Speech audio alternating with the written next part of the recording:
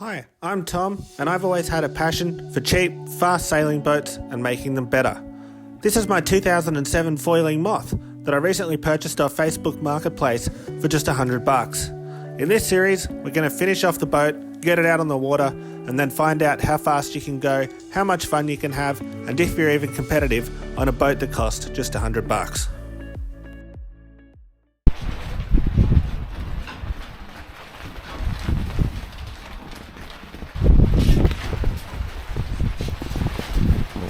Okay, so back in the shed and onto the Moth project. It's not that cold tonight because it's still a northerly, but it's meant to be the coldest weekend in Melbourne for 4 years. So probably a good weekend to get into this project. I've probably spent this week just thinking about it and figuring out what I need to do. I've sort of done some quick little install things just to see sort of where we're at and what we're working with. First little job I want to do is hopefully get the mast up tomorrow and just see where everything sits and if my rig fits and all that kind of stuff. So I've had to get some little pins made up to suit the slots in the wings. So now I just need to create like a shock cord system that's going to hold them in. So yeah, we'll quickly do that, install them, and tick a job off the list. The year is 1991. Birds and people are living together in seemingly perfect harmony. Until one day, a young man catches fire. This is Phoenix.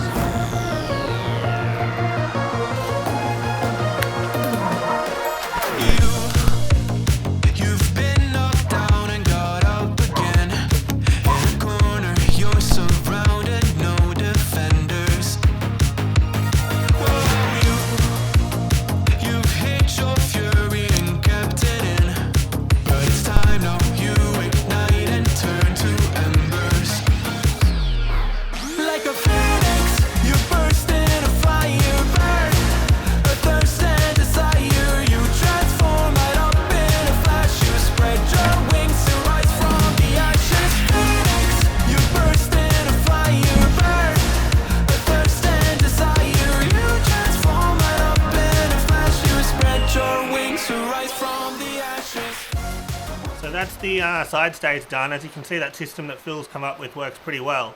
The forestay pin's a bit trickier because I wanted to get it made oversized just in case I didn't have enough length. So as you can see, it slots in the front like so, and then this hole here is like a cross hole, and then I want to line that up with the little tiny hole in my pin, and then that'll have like a nut and bolt, or a bolt through it that's like 2.5 mil with a nut on the outside, and then that'll retain that. So all I've got to do is just figure out where to put where to cut the end off, and do that next.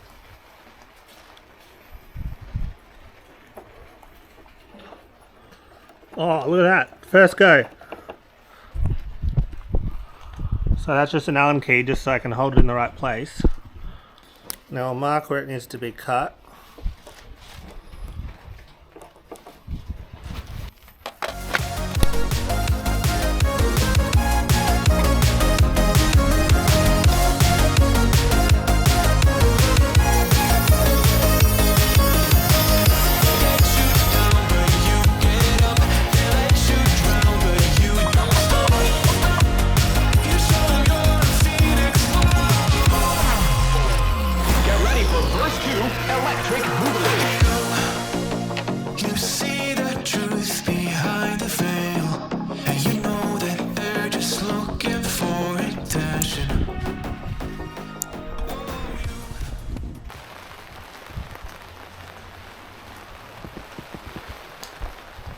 Okay, so it's still raining. It's Saturday lunchtime sort of thing now. I went to the bolt shop this morning and got all the weird little fasteners I need to finish this sort of stage off. Bit of a tip I reckon is to go to the actual bolt shop instead of Bunnings, because all of these in proper stainless cost like $3.80, and if I went to Bunnings it ends up costing like $20 because I have to buy like 10 of each one. So first I'm going to try and get that cross pin through the hole in the forestay. That's a 3.02 mil hole, and I couldn't get an M2.5 bolt that's long enough, so I had to get this one in M3. I just hope it fits, otherwise I can drill it out. So that's the bolts I got. Yes, look at that. Remember couple of months ago I bought this, or 2 of these packs of 195 nylock nuts. So finally got to use it. And yeah, M3 is included in this pack, so that's good.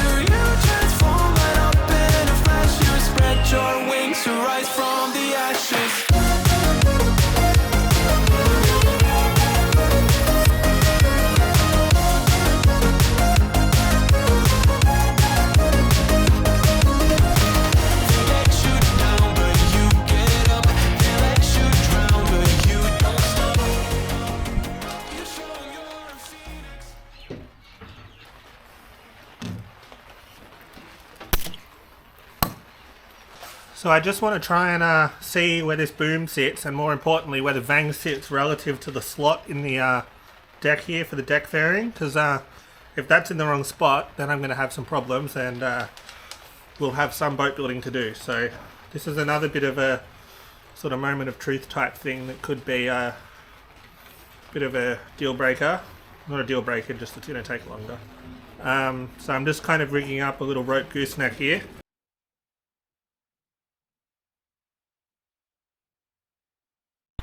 So far so good. Let's see how the vang works. I'll just go and find some random bits of rope, and then I'll have to take off Phil's kind of lever vang thing he was building and just set it up so it's more like a normal vang.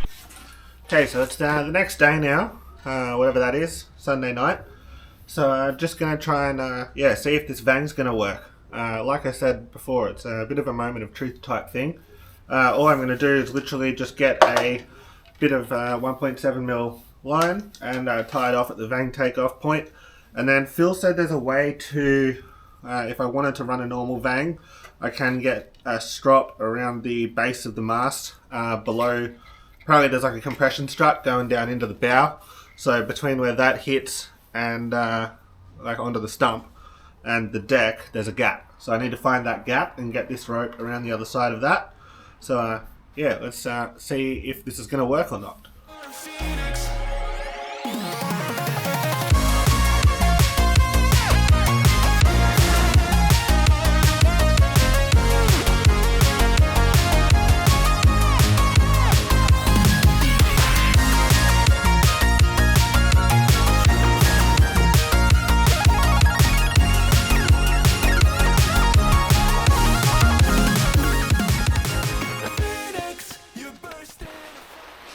So as you can see, it looks like the vang comes out too far, or this slot is too far back for this rig.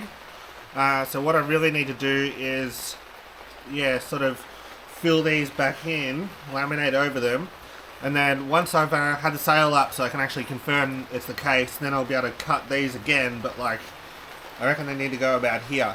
But I should definitely put the sail up and check where they really need to sit, because as you can see this is a bit of a sketchy setup.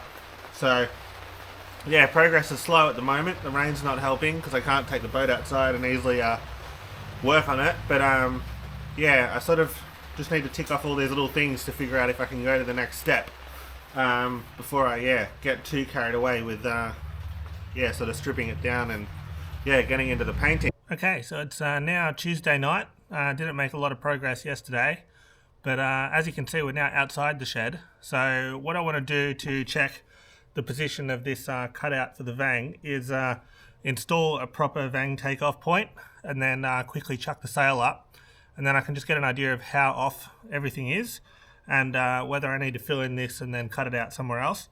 So to make a proper vang takeoff, what I've done is managed to track down some actual SK99 heat set Dyneema. So this one's like the real deal that they use on TP52s and stuff. I've only got a tiny little piece, but I think the braking load on it's like 2.6 ton or something. Now the danger with this is, as you can see, it's going sort of in behind here. So there is a bolt going through the carbon here that I maybe might be able to take it off, but the previous owner that sort of built it said I should go around the stump, and I think that's probably a better idea. But obviously the danger is you're never going to be able to see the back of this lashing. So what I'm going to do is I've got this bit of polyester dinghy sheet, and I'm going to pull the white core out of the cover and then feed this sort of super Dyneema through the inside, and then I'll be able to stitch this cover over the outside, kind of like a sort of cheaper version of proper Dyneema chafe guard, because I don't have any of that. And that should at least give it some protection from the constant kind of back and forth, rubbing that it's going to get. So yeah, I'll quickly, I say quickly, it's probably not that quick a job because there's a fair bit of thinking going into it. But yeah, I'm going to put that together and then we'll chuck the sail up and see how far off everything is. Mentioned that it's meant to be the coldest night of the year so far. It's already just north of here. I saw it was down to 1.6 degrees and it's only like 9 o'clock, so it's just going to get colder. But that's why I've got my hoodie, like the uniform of a generation. So yeah, can't go wrong. Everyone needs an hoodie.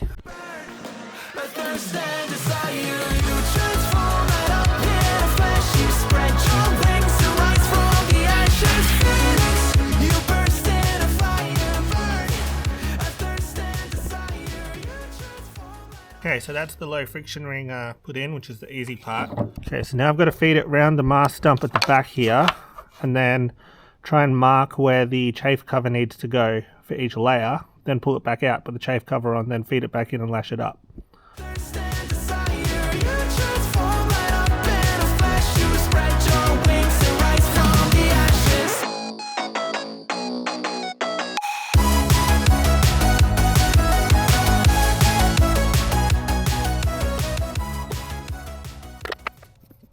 So I hit a bit of a dead end with my splicing job.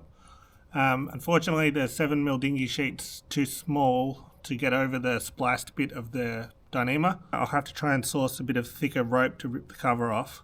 Maybe something like 8mm or 8.5 or something. Actually I might have some 8.5.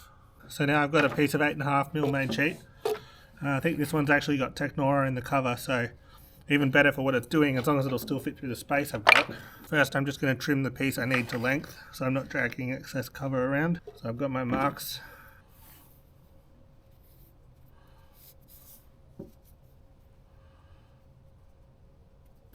There we go, so that's more what I'm aiming at. So I've got my piece of main sheet over the outside of my strop. Now I've just got to whip this, because as you can see it frays pretty bad. And being Technora, it doesn't really melt. So yeah, I think I explained that in the trimaran video. I think they used it on the Mars rover parachute because it was good for the heat on re-entry, but yeah, it also makes it hard for a guy in the backyard to melt it using a flame stick. Okay, so there's one piece done. Now it's a bit of a tricky one because I hope I can get 2 laps around this stump out of this. I just don't know how much space is on the other side, so I'll just have to have a go and see if I can get it through. And then if I can get the second lap in, then I'll mark it, pull it out, and put another piece of chafe cover on where it needs to be. There we go, so that's what I was aiming at making.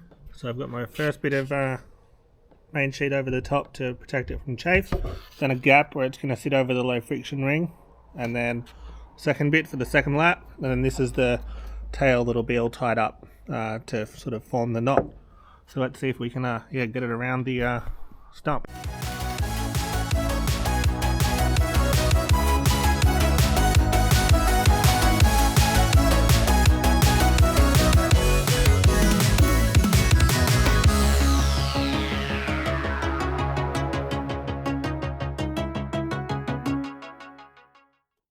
There we go, so not super pretty because I sort of stuffed up when I led this line across, and it might have looked a little bit better if I went underneath, but I was trying to push the whole thing down to reduce any chance of it ever lifting up over this lip. Yeah, so I'm glad I took the time to do it properly. Like, it was probably almost 10 o'clock at night and it's like 2 degrees and freezing, but I did have one of these break on me once. My old red boat, when I first got it, it was the one thing I didn't replace. I was having an awesome sail down at Portland like a Sunday morning, and it was like a crisp, like, I don't know, 10 to 12 knot southeaster, and it broke. ruin my day. So this one's probably got like a 5-ton braking load at least, and then it's got the cover on it as well for chafe protection. It's down nice and low, nice big low friction ring, so really happy with that. I'm just going to have a quick look at the chain plates and figure out how to do that. Then tomorrow I can whack the rig up. So I'm just not quite sure how to do these chain plates. It's sort of a tricky one because they're a little bit kind of a deep groove, and then I thought I'd give these ones a go. Normally I run the other one with all the holes that they use on like 470s, but well, I just felt I didn't need that many holes really, and this was a simpler option. So as you can see, my guess that it wasn't going to fit was right. So if you try and put this in there, it doesn't work. But I anticipated that, and I thought I'll just, in case, get some Dyneema loops. I know I can make my own, but I was being lazy. And this way, they're exactly the same length without me needing to spend forever outside in the cold.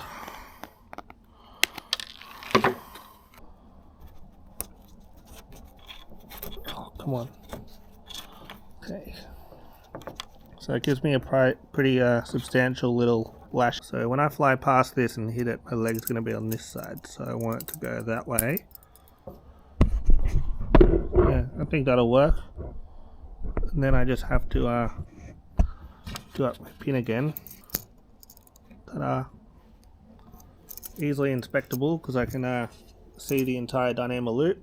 Easily replaceable because they're a standard part. Yeah, full articulation. Much better than having that jammed in there and trying to like crank over. So yeah, happy with that. I thought this is pretty cool. I was like, oh wow, I bought a boat with glitter in it. But it's not glitter. What's this?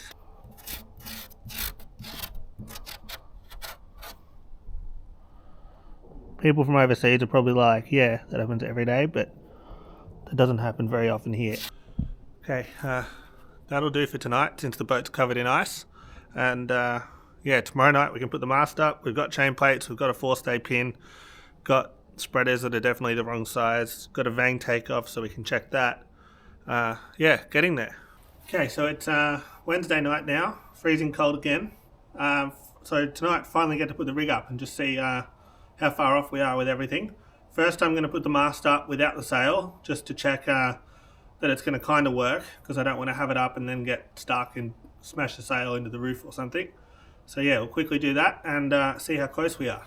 Okay, so here we go. Stays are in the top hole, so I should have the most amount of slot possible.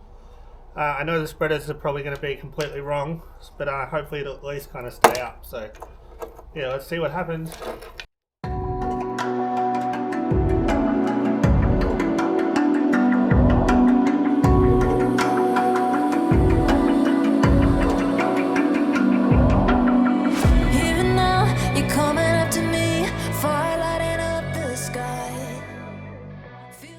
As you can see, the old stays of the old boat are way too long, so that means there's definitely a lot of this boat is fundamentally different in terms of geometry. I don't know whether the wings are higher and further forward relative to the mast stump, or if the mast stump is whichever way that would work out to be. So I'm just going to make some temporary stays out of this 1.7 mil, just so I can lash things in the right place and get the rake right before I try and put the sail up. The ground shaking underneath, trying to take me alive. Get ready for the fallout. Can't stop me now. I got no rival. I'ma find my way through the blood and pain game of survival. Any time or place, watch 'em run away. I got no. I'll be standing on my own, never gonna take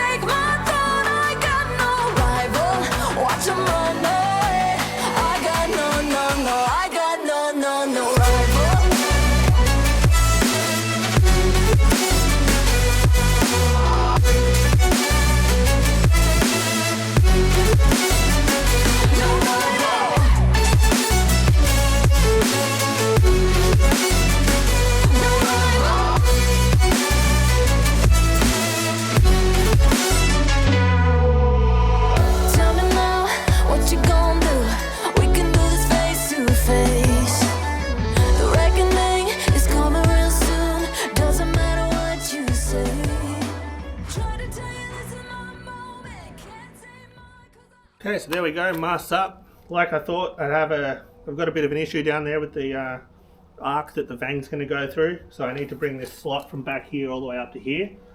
But yeah, I was expecting that, so that's not too bad. It's just so cool to see sort of how clean it is. Like, compared to the old boat that had the compression struts and everything going everywhere, like, this thing is just so streamlined and it just looks so good. So really happy with how it's going so far. Better head inside and I'll do rig first, that's probably a good idea. And then, yeah, I'll start editing this video and, yeah, thanks for watching, and remember to, yeah, like and subscribe, and we'll keep chipping away at this, and, yeah, hopefully it's not so long between videos next time. Don't you know that